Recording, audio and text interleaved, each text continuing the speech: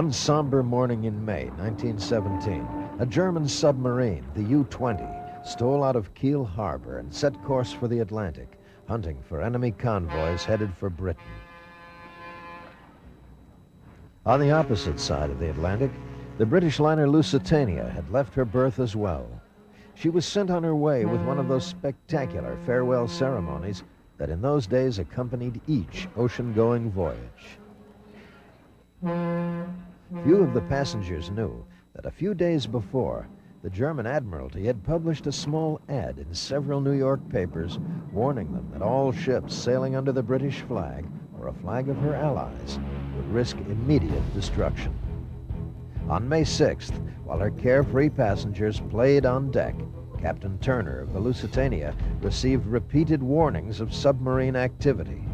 The captain was urged to stay far away from land and maintain full speed. Instead, Turner dropped his speed and headed close to the Irish headlands. There, on May 7th at 1:30 in the afternoon, the U-20 spotted the Lusitania moving leisurely along, offering herself as a prized target. It was too good to pass up. Captain Schieger of the U-20 ordered the firing of a single torpedo. It was all that was needed to destroy the huge passenger liner. Hundreds of passengers struggled for a place in the lifeboats, but to no avail. Of the 2,000 passengers on board, nearly 1,200 went down to a cold grave in the Atlantic. The action was a double-edged sword.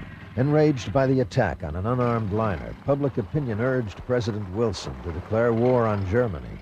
After the publication of the Zimmermann telegram, President Wilson finally relented. 1 year later, American troops had turned the tide in France, and Germany was defeated.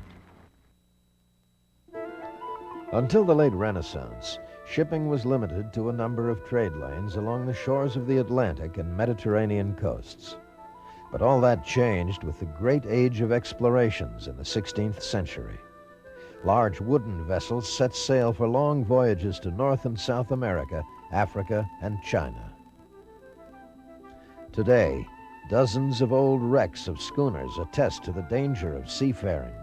Ships were routinely lost in storms or ran aground on treacherous reefs. One of the most famous and tragic tales of such a disaster is the story of the Birkenhead.